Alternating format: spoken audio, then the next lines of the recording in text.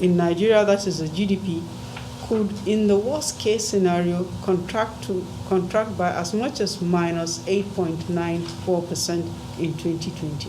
That projection from the finance minister did not come as a surprise for many economic watchers. The sudden arrival of COVID-19 has already put the global economy on a tailspin, leading to a projection of a fall into recession later this year.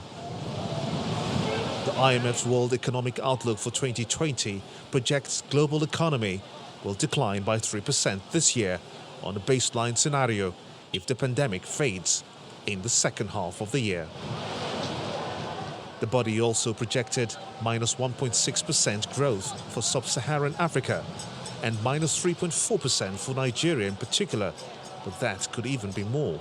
When I put figures projected for GDP for each of those 4 quarters of this year, I came up with a figure of 98.63 trillion naira. That's a huge dampening from 145 in 2019. And when I put figures to it, that's about 32.28% dampening of this economy. That is what I'm looking at as at today. An economy can be said to be in recession when it records 2 consecutive quarters of contraction. Nigeria grew by 2.29% in 2019, the highest growth rate since the 2016 recession. All eyes are on the first quarter GDP expected to be released next week, and economic analysts expect to see a drop in growth rate. Clearly, I think for the first quarter of this year, we don't expect GDP numbers to be anywhere close to 2%.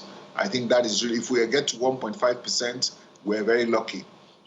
We might actually be negative for all you know, but clearly the numbers are not going to be anywhere close to 2%.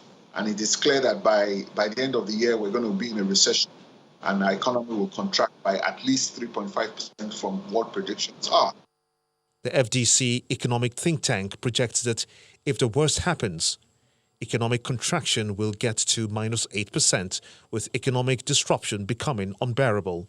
Current and forward indicators confirm that 2020 and 2021 will be the toughest year in decades. Inflation rates will spike, while exchange rate adjustments will increase imports costs, among others. How well the government responds will determine if the economy will see a U, W, or V recovery.